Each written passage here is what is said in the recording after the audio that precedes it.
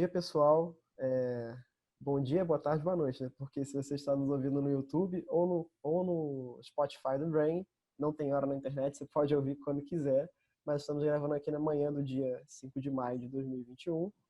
E hoje, no Brain Entrevista, nós temos uma convidada ilustre, a jornalista Marli Olmos, do Valor Econômico, aceitou o nosso convite para uma conversa aqui sobre o setor automotivo. E tudo bem, Marli? Como é que vai? Tudo certinho?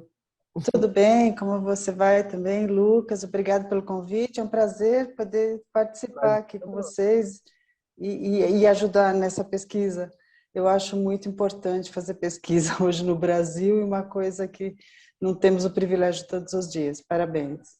Nós que agradecemos, Marli, essa iniciativa de fazer parte da nossa iniciativa que está começando aqui nessa longa estrada, né? Então, pessoal, hoje a nossa conversa vai girar em torno de alguns tópicos que são centrais para entender a indústria automotiva, né? Você, amigo ouvinte, amiga ouvinte, que é estudante, que é trabalhador do setor, que está nos ouvindo no Sul Fluminense e em outras partes do Brasil, né? Então, vamos lá, pessoal. A Marli Olmos, nascida no ABC Paulista, né, Marli? É formada em jornalismo pela Universidade Metodista, em São Bernardo do Campo, São Paulo. Começou trabalhando no Diário do Grande ABC, também da região, né? O ABC Paulista foi o coração da indústria automotiva por tantas décadas, né? Depois trabalhou diversos anos nas sucursais do jornal Estado de São Paulo, Estadão. Acabou se especializando na indústria automotiva, né? E cobre esse setor já há mais de 20 anos agora, certo, Marli? Está no Valor Econômico do Grupo Globo, né? Desde sua fundação, em 2000. E hoje nós teremos ela aqui para conversar sobre diversos assuntos, como eu antecipei, pessoal. Marli, falei tudo certinho na sua bio? Quer acrescentar? A única coisa que tem a acrescentar, eu estive ausente do país de 2014 a 2016, quando eu fui correspondente do Valor Econômico na Argentina. Então, nessa época eu morei em Buenos Aires, né? E aí eu me afastei um pouquinho aí do setor automotivo, cobrindo outras coisas, mas continuava mantendo aí o contato. A única coisa diferente aí, o resto está certinho. Ótimo. Então, a Argentina também é um grande, né, polo aqui da indústria na América do Sul, né? Então é isso, pessoal. Marli, já começando sobre questões que nós conversamos aqui no pré-entrevista, né? A gente estava com muita curiosidade de te ouvir sobre uma matéria recente que você escreveu para o Valor, chamada Eletromobilidade, Desafio e Indústria no Brasil. Queria que você falasse um pouquinho de como está a eletrificação do setor, o panorama do Brasil, né? E depois tem uma perguntinha sobre uma personagem que a gente também já conversou. Mas como é que você pode dizer assim, sobre essa matéria que você escreveu? Como está a questão da eletromobilidade no Brasil? Diga lá. Tá. Eu gostei muito de fazer essa matéria e eu confesso que foi difícil escrever. Na verdade, eu sempre acho difícil escrever.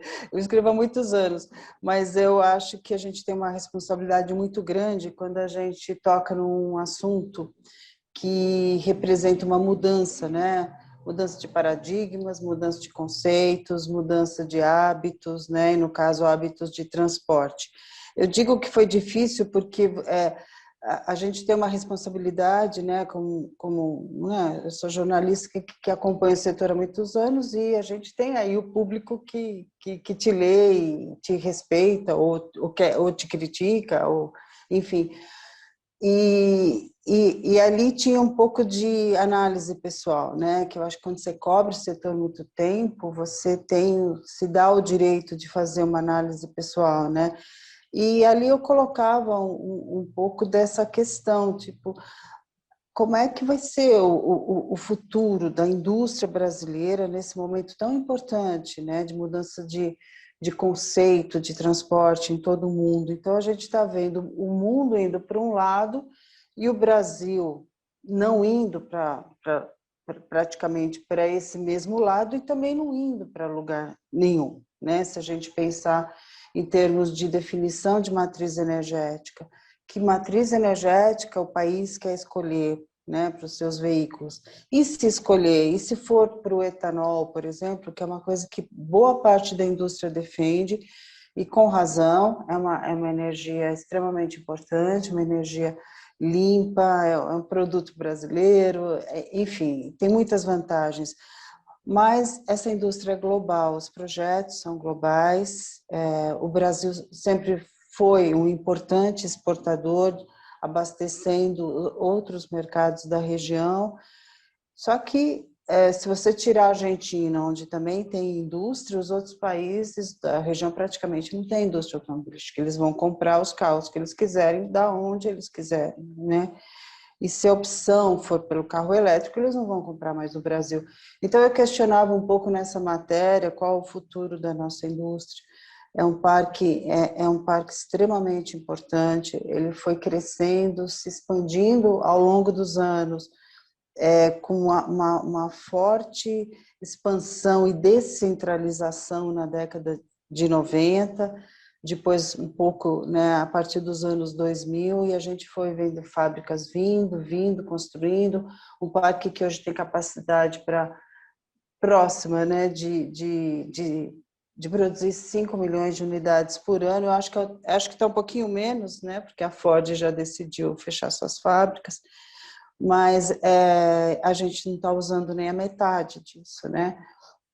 Então, a ideia da matéria era justamente colocar a questão, né, para cada um refletir, ou cada um pensar, quem estiver envolvido no setor, seja indústria, fornecedores, seja governo, né, seja a sociedade, o consumidor, que carro eu quero, né? Eu vou ter o carro que eu quero nesse país, os carros vão ser importados. É muito esquisito você imaginar que, né, o oitavo maior produtor do mundo, né, a gente não tem ainda a posição do ano passado que não saiu, mas de repente perder a indústria e virar um importador. Eu acho muito triste, né? E quais os desafios aqui, Marli, para o nosso ouvinte, nossa ouvinte, que você lista nessa sua matéria, assim, do ponto de vista técnico, produtivo, seja infraestrutural, como é que são os desafios que você enxerga, o que tem se debatido na indústria sobre esses desafios? Certo. Eu acho que o mais preocupante hoje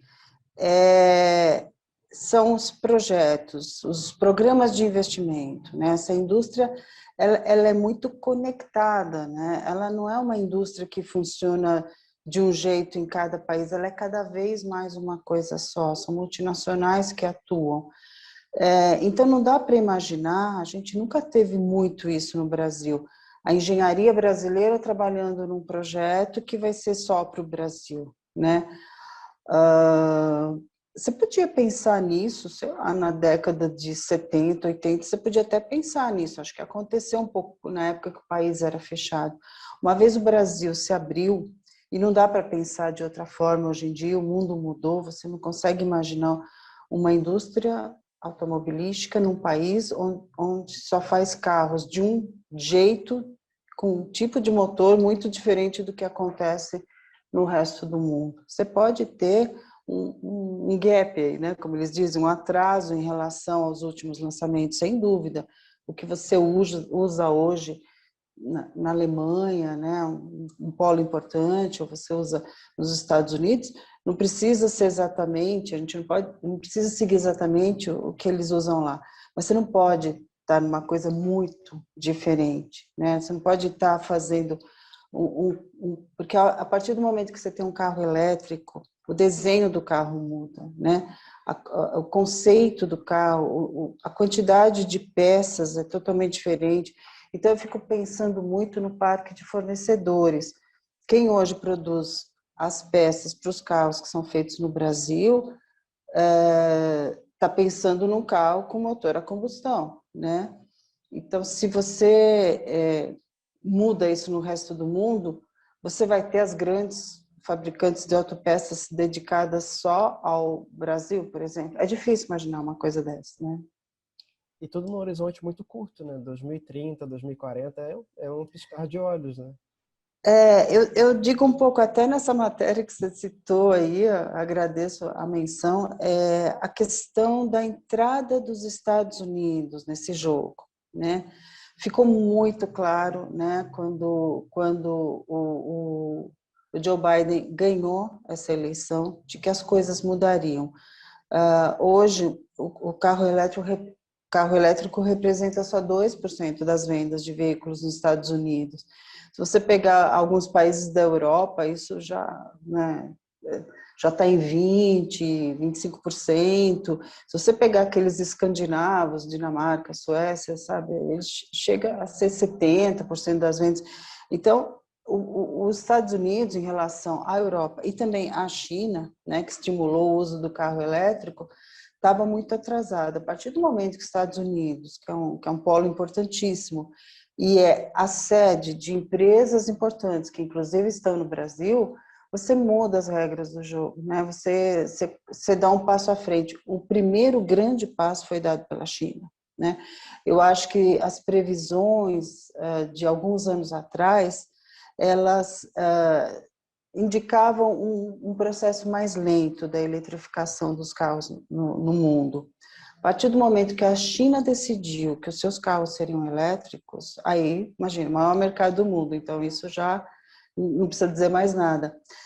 É muito fácil para a China entrar nesse jogo, porque ela é uma indústria recente, né? É diferente do Brasil. Então, eles estão nesse processo de mobilidade, né, usando carros, há menos tempo do que nós. Então, é mais fácil definir. E também é uma decisão política, né? Existe todo um questionamento. Os executivos da indústria automobilística no Brasil, eles gostam muito de falar isso. Mas a China, né, usa termoelétrica, polui mais do que o Brasil. O governo brasileiro fala muito isso. Mas não importa, assim, claro que importa para o meio ambiente, mas a decisão deles é pelo carro elétrico, seja como for a produção da sua energia, né?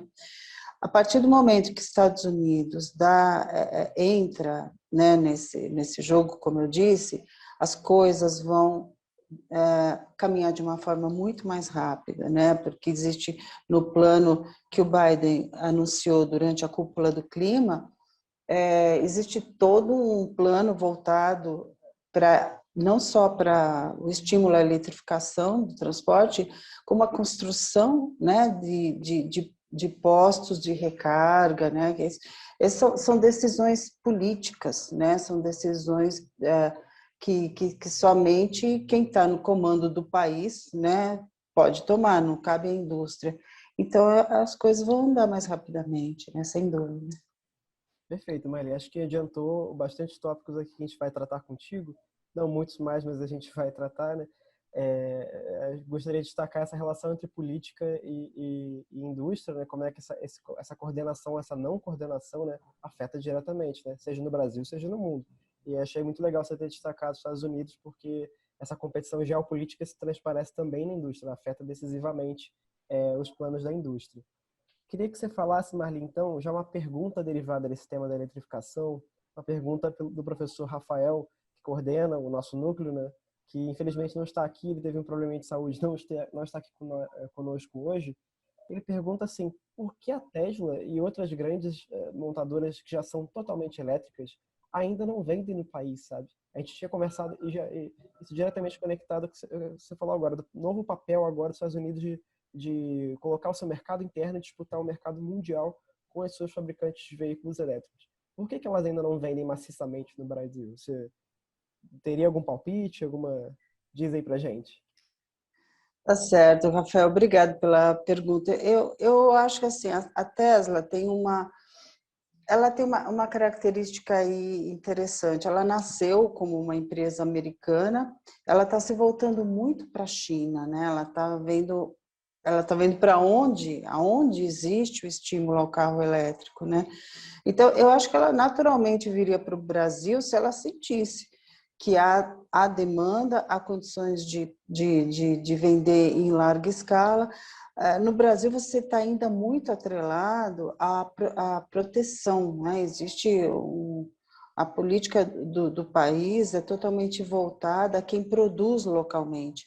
Para você produzir veículos como os carros da Tesla localmente, eu acho que eles viriam só se tivesse incentivos, né?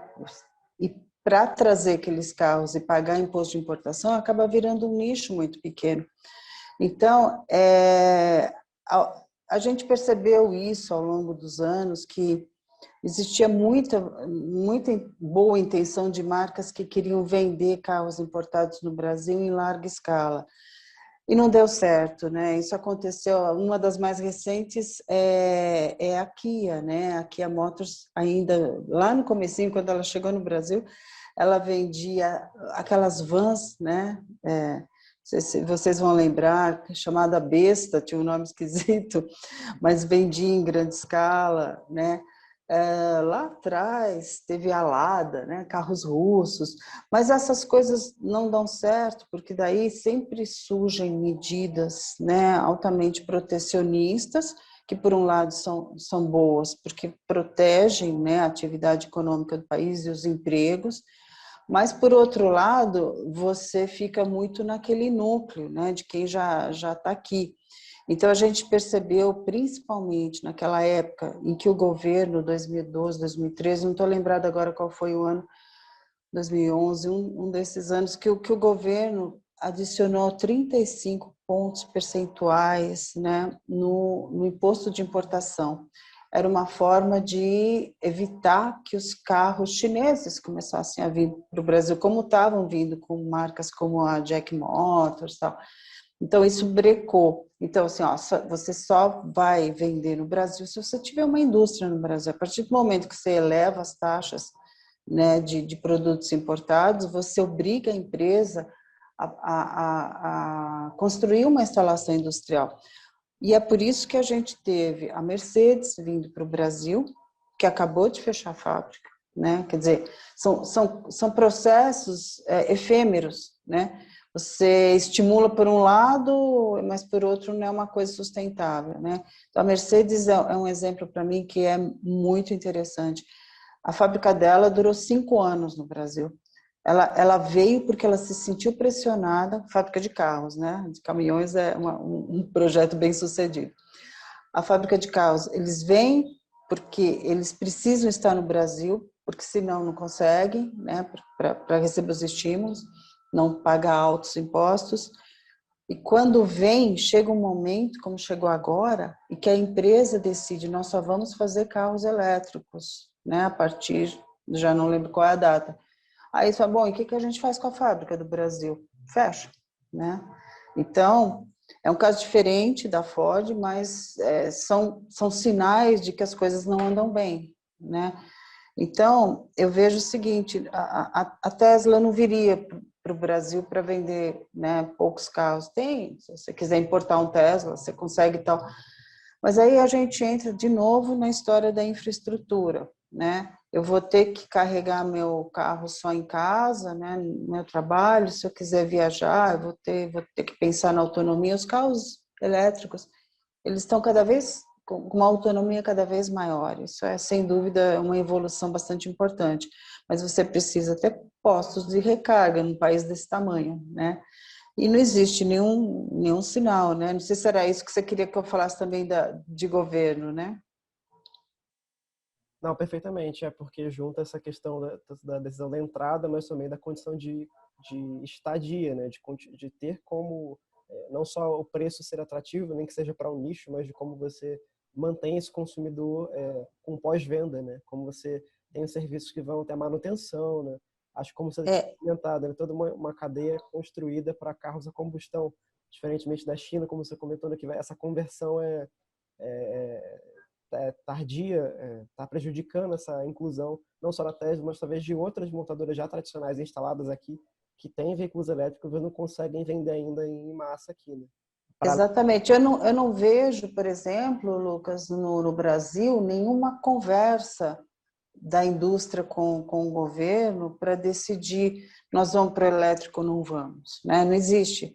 Ah, no passado existia muito esse tipo de coisa, assim, para definir, digamos, entre aspas, políticas industriais, né? O Brasil nunca teve uma grande política industrial, mas, enfim, existia nesse setor um trabalho ali que você conseguiu, em alguns momentos, juntar indústria, governo e trabalhadores, né? Quer dizer, digamos, um grupo tripartite ideal, né? Então, a hora que você junta tudo isso, você vê os interesses de cada lado e consegue definir que rumo toma. Não existe hoje no Brasil um diálogo da indústria com o governo, né? A gente percebe claramente. Existe ali, você vai lá, pede um negócio, aí, mas não há um entrosamento, não há isso independentemente da pandemia. Claro que a pandemia agravou tudo, né? Qualquer processo de negociação de qualquer natureza, mas independentemente da pandemia a gente já não estava vendo isso. Então não existe como uma indústria, não defendendo nenhum dos dois lados, mas não tem como uma indústria seguir adiante sem saber qual é a política pública em relação àquilo, principalmente num momento tão importante como esse da eletrificação, né? Não, nós queríamos, especialmente, como você já adentrou no tópico, né, sobre políticas setoriais, né? Como já adiantou uma das respostas, mas se você puder elaborar mais um pouquinho como é que a relação, como é que tem sido, né? Especialmente, como você falou, antes e depois da pandemia. Acho que você já deu uma pista, né? Não mudou muito, né? A pandemia, os problemas talvez venham de antes da pandemia, né? E antes disso, queria que você relacionasse, Marli, contasse um pouquinho dos bastidores para entender como é que a gente chega nessa política industrial que está em vigor ainda, né? Que é o Rota 2030, né? 2030, né? E quanto ele mudou, como é que está a percepção das montadoras, dos seus executivos, se está bom do jeito que está, e se essa continuidade talvez explique por que não está tendo tanto avanço com o governo atual, federal, porque, olha, estamos satisfeitos com os marcos do Rota 2030, então não tem problema. Você acha que você acha sobre essa? Eu, sinceramente, acho que as coisas estão evoluindo muito mais, de uma forma muito mais rápida do que se propõe no Rota 2030. Ele foi um programa importante, né, porque, enfim, em algum momento havia algumas decisões a serem tomadas, tem alguns marcos ali, como você falou, regulatórios relacionados à segurança dos carros, à emissão de poluentes, mas ele é totalmente pensado para o carro a combustão, né? Então, ele seria ideal se o elétrico não existisse em lugar nenhum, né? E se você falasse, vamos continuar produzindo os carros que nós estamos produzindo, só que nós vamos evoluir. Então, ali foi definido uma coisa que a indústria queria muito, que era o incentivo à pesquisa e desenvolvimento. É uma coisa fantástica você estimular a pesquisa no Brasil, uma coisa tão rara, né? Agora, você vai pesquisar o quê, né? Você vai desenvolver o quê, para quem, né? Então, o papel do Brasil como engenharia, vamos supor, pesquisa, desenvolvimento nessa área, ele estaria, como sempre esteve, meio que a reboque do que acontece no resto do mundo. Então, você tem um grande projeto, né, de novos carros, e o Brasil se insere naquilo, como atuar neste projeto para o nosso mercado, como atuar nesse projeto para os mercados vizinhos, né, dos outros países da América Latina. Aí sim faz sentido. Agora, não faz sentido você fazer pesquisa e desenvolvimento para um tipo de carro que não vai ser mais produzido no resto do mundo, né? Então, pensando aí que tem países que já, né, você falou aí um pouco antes, alguns países já determinaram quando vão, e é uma decisão que eu digo que não é das montadoras, é de país, né, existe uma pressão ambiental aí para que as coisas evoluam, né, as empresas têm que contribuir com créditos de carbono, tudo isso, então existe uma pressão, não é que as montadoras querem evoluir espontaneamente, há uma pressão política no mundo para um transporte mais limpo, para a busca de energias mais limpas. O Brasil contribui com o etanol, sem dúvida, o etanol é importantíssimo. Agora, como é que você faz a convivência do carro flex com o carro elétrico, né? Não existe recursos nessa indústria hoje para você investir nas duas frentes. Vamos fazer carro elétrico aqui. Essa indústria trabalha com escala, né? Você não desenvolve um monte de carros, cada um de um jeito, né? Então, vamos falar, vamos fazer um carro a hidrogênio aqui na Alemanha, vamos fazer um carro elétrico na China, ok, tá mais ou menos parecido. Agora vamos fazer um carro a combustão no Brasil, vamos desenhar esse carro, né?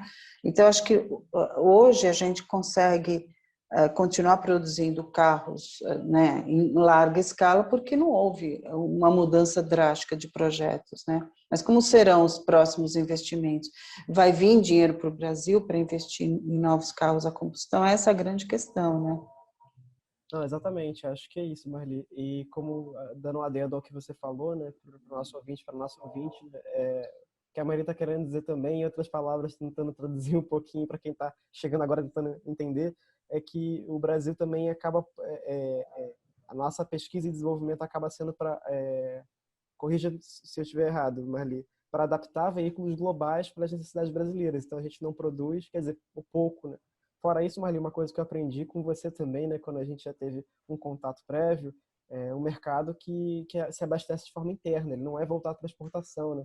Então acaba que a gente acaba só adaptando, só que como você disse, o tempo está contando, o relógio está batendo e as metas dos países que determinam esse desenvolvimento da indústria global, né, em conjunto com as montadoras, né, onde fica o Brasil nessa história, né? Perfeito, Marli. Você lembrou aí uma questão importante, Lucas. As montadoras estão nesse país por causa do tamanho do mercado. Elas não vieram criar, é diferente de uma Coreia, que você coloca ali uma base de exportação, você não precisa de mercado interno, você está ali porque você exporta. Agora, o Brasil, você não está aqui porque você exporta, você está aqui porque o mercado, você é montadora, né? Você está aqui porque o mercado é grande, né? E é um mercado muito importante. Se a gente olhar o resto do mundo, são poucos os mercados desse tamanho. A gente fala China, sei lá, Estados Unidos, 17 milhões, China 24, 25 milhões, né? Você fala, o Brasil são só 2 milhões. Mas aqui atrás do Brasil tem um monte de mercados muito pequenininhos que não justificam uma indústria automobilística. No Brasil, você justifica ter uma indústria assim, né? E por polos também, né? Organização das regiões e sub-regiões, né? Como o Brasil consegue daqui levar para a Argentina ou trocar com a Argentina, para o Chile e tal, né? Perfeito, Marli. Agora, já caminhando para o final, para não tomar muito mais seu tempo, também totalmente relacionado com o que a gente já está debatendo aqui, em outras palavras, né? E também um tema muito caro a mim, mas também de interesse ao nosso grupo e também aos nossos ouvintes, né? Você já tinha antecipado um pouquinho sobre as decisões de investimento, né? E agora a gente está querendo, quer dizer, eu pesquisei isso na minha dissertação de mestrado, né? Mas agora parece que a gente está num momento de desinvestimento, né, Marli? Como é que se ajuda a gente a entender, chegar a uma coisa no país, né? Como você falou, tem o potencial do mercado, mercado interno, mas como é que é o cálculo, como é que é a decisão da empresa para sair, sabe? Por exemplo, e se você puder dar detalhes do caso Ford, sabe? O Tá que você certo. pode dizer para a gente? Tá certo. O caso Ford é emblemático, né? Se você analisar assim, a Ford isoladamente, é, ficava claro já há alguns anos que a empresa não estava investindo no Brasil, né? Não tem nada a ver com a situação econômica atual, não tem nada a ver com o governo, não tem nada a ver com pandemia. A empresa, já desde o último grande investimento que ela fez no país, terminou em 2015, né, se não estou enganada. E essas empresas trabalham com programas de investimentos a cada 4 anos, 5 anos, né? Então, elas ou com recursos gerados aqui mesmo, próprios, financiamentos, né? Às vezes linhas do BNDES, e muitas vezes recebem recursos, né, de fora, de bancos de fora ou das próprias matrizes para fazer investimento. Essa indústria, né, como a gente falou agora há pouco, ela não existe se não projetar os veículos. E o tempo de vida útil de um modelo de carro tá ficando cada vez, né, mais curto, né? É como, não dá para comparar, mas imaginar o que acontece hoje com celular e computador, né? Quanto tempo dura um modelo de celular, né? O carro não é a mesma velocidade, só que antigamente durava, sei lá, 5 anos, 6 anos, agora não. Se você... E a Tesla foi muito, né, lembrando aí o que o professor Rafael falou da Tesla, a Tesla foi muito eficiente nesse ponto. Ela encarou o carro como como um produto tecnológico. Então, ela atualiza o software, não apenas né, que um pouco da indústria automobilística ela está muito presa, o resto da indústria automobilística ainda muito presa naquela coisa de vamos atualizar o modelo, né, o charme do carro, o conforto. A Tesla foi direto no software, né? Então, pensando nesse ponto, né, é preciso investir, sim. Então, a Ford, ela já não vinha investindo, então já havia sinais, e aí tem duas questões, tem a questão Ford em si, né, que ela se voltou para um tipo de carro que ela, né, não produzia no Brasil, né, que são as grandes picapes, os carros de luxo, como o Mustang e tal, ela não estava mais fazendo carros compactos. Então, eu acho que ao longo desse tempo, de 2015 para cá, ela chegou a avaliar ficar, né? Porque se fosse para ir embora, ela tinha ido embora naquele momento.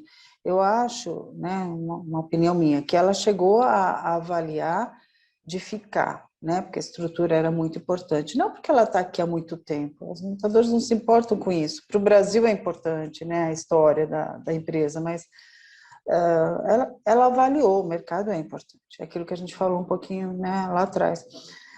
Ela avaliou ficar, mas ela não via como, né? Se a economia do país estivesse indo bem, eu acho que ela ainda ia prolongar, né, a seu estado por aqui, até investindo em carros, né, mais ou menos como ela fazia, né, novas gerações daqueles carros pequenos, né. Caminhões ela já tinha decidido, então talvez ela fechasse a fábrica de caminhões, mas mantivesse uma fábrica de carros. Mas aí a situação ficou ruim, né? Então não existia assim nada que a levasse a ter lucros. Então esse é o lado da Ford. O lado do país, né? Já entrando um pouquinho no que ela olhou do país, né? O país não está atraindo, né, mais esse setor, né, por vários motivos. Lá atrás, essa indústria teve muitos incentivos, né, então era muito fácil erguer uma fábrica no Brasil, né, então, aqui o governo federal vai dar isenção disso, o estadual vai dar daquilo, o município vai isentar daquilo, vai dar o terreno e tal. Aí você ergue a fábrica e manda ver, o mercado é grande, né? Existe demanda, você pode até exportar, existe um parque de fornecedores muito eficiente, grande, a mão de obra é muito qualificada, então ficamos no Brasil. Só que hoje não existe mais esses incentivos, então você fica por quê? Né? E para piorar, né, a gente teve a desvalorização da nossa moeda muito forte. Então, muito do que você usa dos insumos nessa indústria são dolarizados. Então, você junta aí, né? O câmbio está ruim, né? Não temos mais aqueles incentivos do passado, né? A economia oscila muito, né? O país está empobrecendo, né? O desemprego aumentando, diminui a renda, né? Então, você começa a colocar esses pontos na balança e fala, bom, vou investir ou não, né? Aí você, multinacional, você olha e você fala, bom, talvez naquele país lá no Sudeste Asiático está melhor para investir, né? Tem um exemplo aí recente, a Renault anunciou há poucas semanas um investimento para 2 anos, que é uma coisa que não é comum nessa indústria. Elas não costumam anunciar para 4, 5 anos, né? A Renault anunciou para 2. Então, já é um sinal de que ela não está segura, né? Então, você reduzir para 2 é muito rápido, né? 2 parece que é para você tocar a vida ali para ver se tem algum sinal de melhora, né? E daqui a pouco pensa, né, em mais 2, mas não é normal, né, nessa indústria. As decisões de investimento são longas, né, programas longos, e sempre olhando no mundo todo, para aonde que eu vou investir, né? Então eu tenho muito medo, sabe, Lucas, de haver um desinvestimento, né, uma desindustrialização desse setor no país, né? Agora, falando em carro elétrico, né, a gente tem umas perspectivas interessantes na área de veículos mais voltados à área corporativa, né? Então, a gente pode ver no Rio mesmo, né, o projeto do caminhão elétrico da Volkswagen, que está aí sendo testado, está sendo já em produção em série, né? A gente vê aí algumas coisas, a chinesa BYD, que produz ônibus, né? Então, a gente começa a ver alguma coisa, será que não é por aí também, né? Para não ficar tudo tão negativo, será que não é por aí que o país tem que ir? Existe, né, eu já escrevi sobre isso, uma pressão das empresas, de grandes multinacionais, para que os seus transportadores usem veículos mais limpos, né? Então, grandes empresas como Nestlé, a L'Oréal, o Carrefour, eles têm uma orientação da matriz para que os seus produtos sejam transportados de uma forma cada vez mais limpa, né? Com transporte cada vez mais limpo. Então, houve aí, até a gente, eu escrevi sobre iniciativas como empresas que compraram caminhões movidos a biometano, né? A Scania produz, né? Para quê? Para cumprir metas. Aí vem aquilo que eu falei um pouco antes, a pressão, né? A pressão climática, a pressão, né? Eu acho que por aí pode acontecer alguma coisa no país. Sabe quando a gente fala, será que nós não vamos salvar a Amazônia porque vai ter uma pressão externa? Talvez a gente salve um pouco, né, do veículo elétrico no Brasil, seja ele um automóvel, seja ele um caminhão, né, um pouco por aí, um pouco dessa pressão externa. Eu acho que por aí pode ser um caminho, né? Perfeito, Marli. Então, só para a gente fechar mais um debate aqui, o que esperar para o futuro, né? Você acredita, por exemplo, que você já comentou um pouquinho agora, né? Que teme um pouco de outras saírem, esse desinvestimento, nesse cálculo que você mostrou a racionalidade do ponto de vista da empresa, né? Tendo coberto tanto, ainda cobre, né, o setor por tantos anos, né? Mas assim, você acha que pelo menos levantou esse debate? Nossa, como você falou, a Ford saiu do Brasil, mas ela está aqui há tanto tempo, então quer dizer que nem o fator dela, de uma empresa estar enraizada aqui há tanto tempo é suficiente? Você acredita que mesmo as grandes montadoras podem parar, apesar da sua seus extensos investimentos ao longo de quase um século, né, de tantas plantas abertas, tantos fornecedores e fábricas associadas? Você acha que é possível que outras grandes montadoras saiam? Se as Eu, cenários, né? eu acho que sim, infelizmente, Lucas, porque se a gente pensar quando teve aquela crise de 2008, 2009 nos Estados Unidos, muitas empresas fecharam várias fábricas nos Estados Unidos, né? Chrysler, Ford, GM, elas fecharam fábricas no seu próprio país, muita coisa, né? Muitos empregos foram eliminados nesse processo. Então, não existe muito, né? A Ford levantou muito essa questão, não existe muito isso, tá aqui, né? Já estamos aqui tanto tempo e tal. Porque não é fácil fechar uma fábrica. Eu lembro que tem uma época lá atrás, teve uma crise muito forte na Argentina, né? Uma delas, né? A Fiat manteve a fábrica que ela ainda tem em Córdoba fechada durante muito tempo. Eu acho que a fábrica ficou lá uns 4 anos fechada, porque era mais barato manter, colocar ali gente para cuidar da fábrica, do que definitivamente sair do país. Então, assim, vamos deixar essa fábrica aqui, né, quietinha e vamos ver como que quando a economia melhorar, a gente volta a produzir, né? Então, eles faziam isso, né? Agora, eu acho que o mundo mudou muito, né? Não dá para deixar um negócio fechado tanto tempo. Não é fácil fechar uma fábrica, não é fácil porque não é só a fábrica. É a fábrica, são os trabalhadores, são as máquinas, são os fornecedores, é a rede de concessionários, é o consumidor que ainda tem os carros daquela empresa. Quer dizer, esse processo da Ford vai custar muito dinheiro, né, sair do país. Então, não é uma decisão tão fácil, mas eu acho que é possível, sim, que mais empresas saiam, ou que algumas fechem algumas das fábricas, porque algumas têm 3, 4 fábricas, né? Então, de repente, você pode enxugar, né? Essa é uma possibilidade. No passado, tudo isso estava muito atrelado aos incentivos fiscais, né? Então, por exemplo, eu lembro o caso, né, lembrando aqui de casos para ilustrar, né, eu lembro do caso da Mercedes em Juiz de Fora. Ela fez uma fábrica ali para produzir um automóvel classe A. Não deu certo. Então, vai fazer o que com a fábrica, né? Uma série de motivos, o carro não deu certo, não deu escala. Aí vem aquela coisa do dólar sobe, tudo isso, né?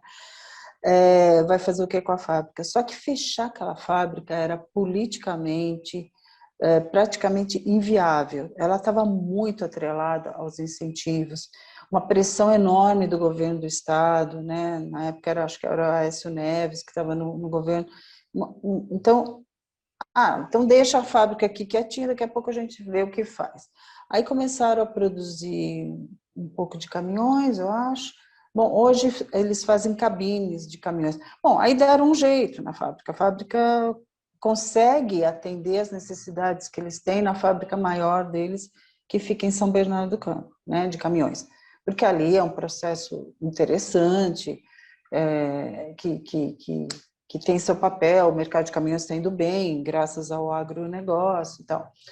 Agora, eu acho que quando forem fazer as contas, tem fábrica que não vai não adiantar. Eu não sei se te dizer se uma montadora vai inteira deixar de produzir, né? Ou se ela vai só fechar fábricas. Talvez ela comece fechando fábricas, depois saia, talvez saia de uma vez, né?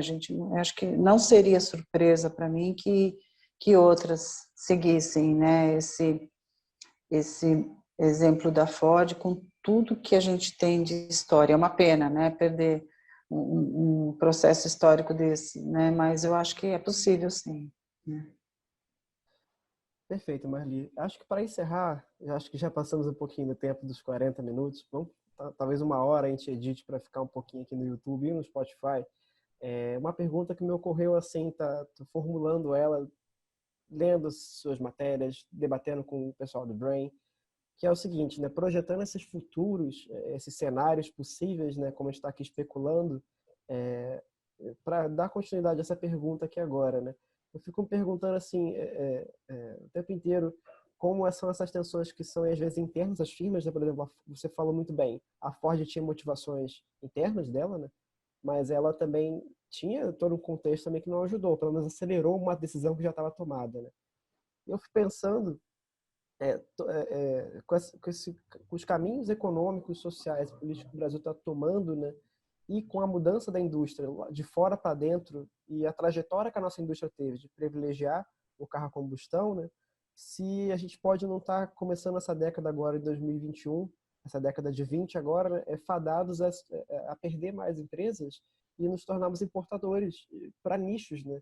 Porque parece que o carro popular também está morrendo, não só no Brasil, no mundo, né? Os SUVs elétricos e de alto valor agregado, e a gente fica se perguntando, e isso está impactando a mobilidade, está impactando o consumo das novas gerações, né? Os jovens como eu e mais novos já não querem ter carro, tanto porque não tem dinheiro, tanto porque não são presos à ideia de carro, né?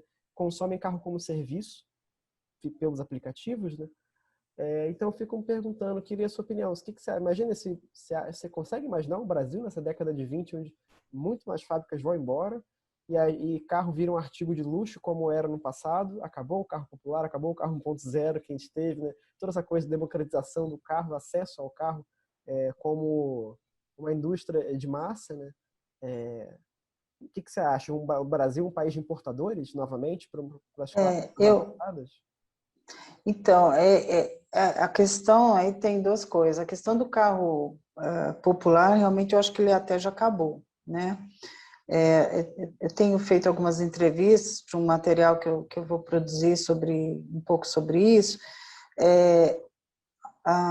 em parte porque o carro mudou, né? Então, aquela coisa que a gente chamava no passado de pé de boi, né? Precisa ver se vocês, né, digamos, você citou as novas gerações, você prefere comprar um pé de boi, um carro que não tem nada dentro, ou você prefere usar como serviço um que é conectado, né?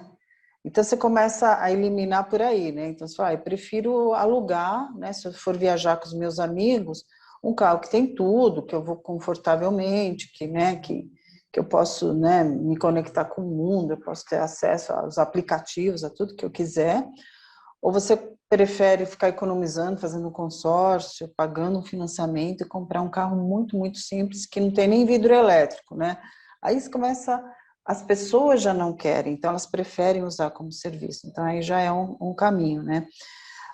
Então, o carro realmente, para quem vai comprá-lo, ele virou um artigo de luxo, né? Você pode financiar em 48 meses, 60 meses, mas você está ali fazendo um sacrifício para, né, pagar aquele carro. Quem tem muito dinheiro, sempre teve muito dinheiro, sempre comprou carro bom, né? Então, você tem por esse lado essa questão, né? Agora, por outro, você tem a indústria, né, que você citou, a gente vai ser importador. É muito difícil um país desse tamanho ser só importador, né? Então, o mercado é muito... Agora, se o mercado encolher, né? Então, né, existem algumas opções. Aí, por exemplo, a Ford, ela optou por manter a fábrica dela na Argentina, né? O que causa até uma estranheza para os brasileiros. Pô, mas a Argentina está sempre em crise, mas enfim, na conta dela, aquela operação dá certo. O que ela produz lá? Ela produz a picape Ranger, que é um carro de alto valor agregado. Então, para ela dá mais lucro do que ficar fazendo o que ela fazia, que o carro pequeno, que era o K, né, na Bahia. Então, eu prefiro manter a operação da Ranger na Argentina, porque é um carro que me dá mais lucro e ainda tem a vantagem do mercado brasileiro, que a maior parte do que eles produzem de Ranger na Argentina vem para o Brasil. Então, essa é uma saída, por exemplo, né? Faz na Argentina e vende no Brasil, está pertinho. É que a Argentina tem todos os problemas que a gente conhece, né? E não é fácil você manter um custo de produção lá barato. Agora, uma coisa que não dá, Lucas, que eu acho difícil, não é que não dá, é você trazer todos os carros da China, né? Você depender de sei lá, como você traz celular. Carro é diferente, né? Você não vai trazer todos os carros que você vai vender aqui da China, né? Teria que abrir muito o país, né? Então, aí também entra de novo qual vai ser a política do governo para o setor industrial. Se abrir de vez, se você abaixa todos os impostos, se tira os impostos de importação, é claro que todos os carros vão vir da China. Aí não tem a menor dúvida. Agora, se o país optar por, de alguma forma, estimular a sua indústria local, aí você começa a ver o que tamanho vai ficar essa indústria. O tamanho que ela é hoje, eu acho que ela está um pouco exagerada, né? O país precisa crescer muito, a atividade econômica precisa melhorar muito, a pobreza precisa diminuir muito para a gente chegar num tamanho de mercado que ocupe toda essa capacidade, levando ainda em conta o que se acabou, né, de forma muito correta de falar, que mudaram os hábitos, né? O jovem, ele vai pensar, as novas gerações, eu quero um carro, comprar um carro ou eu quero viajar, né? Eu quero fazer um curso no exterior, né? Eu vou investir no meu trabalho, computador, tal, né? Ou eu vou, né, sacrificar meu orçamento para ter um carro parado na garagem, né? Então, se você juntar os novos hábitos, né, com a falta de perspectiva econômica, né, de crescimento econômico do país, você chega à conclusão que você não precisa de uma indústria desse tamanho. Agora, para ela sair de vez, eu acho difícil. Eu acho que ainda o país ainda estimula, não é que estimula a indústria local, muito pelo contrário. O que eu acho que o país faz é proteger um pouco, né? Ainda existem muitas barreiras à importação, né? Então, por isso que a gente não vê uma enxurrada de carro chinês aqui ainda, né? Perfeito, Marli. Acho que a gente encerra por aqui, pessoal. Marli, quer dar um agradecimento, dar uma sua despedida? Fica à vontade. Foi um prazer conversar com você. Sinta-se convidada aqui publicamente para aparecer outras vezes no futuro, conforme novos eventos e outros temas que você queira divulgar com a gente da indústria automotiva apareça, né? Porque a gente cobriu um pouquinho de cada tema aqui, mas se a gente quisesse, a gente podia falar pormenorizadamente de cada um deles, né? Que são todos muito ricos e interessantes. Então fica aberto aí para você dar seu agradecimento final. Eu agradeço. Você sabe que esse tipo de troca, né? A gente, como jornalista, fica o tempo todo perguntando, né? Então, quando alguém te pergunta, né, te leva a pensar mais, né? Essa troca, né? Essa oportunidade de responder as perguntas, vocês me ajudam muito, porque aí você fica, né? A cabeça do jornalista fica pensando, nossa, essa pergunta que o Lucas fez me ajudou a pensar numa próxima pauta, né? Porque a gente está sempre pensando no que vai escrever, no que vai cobrir, no que vai abordar. Então, eu agradeço muito a oportunidade e, sem dúvida, eu estou disponível para quando vocês quiserem. A gente pode voltar a trocar ideias ou tocar um tema específico, aí como você falou, sem dúvida. Muito obrigada, desejo muita sorte a vocês nesse debate. Eu acho muito importante para o país a gente ter esse tipo de debate e de pesquisa, como vocês têm feito. A gente que agradece mais uma vez, Marli, a sua presença aqui. Então é isso, pessoal. Espero que tenham gostado. Hoje eu não fui o host tradicional padrão, né? Não foi o Léo.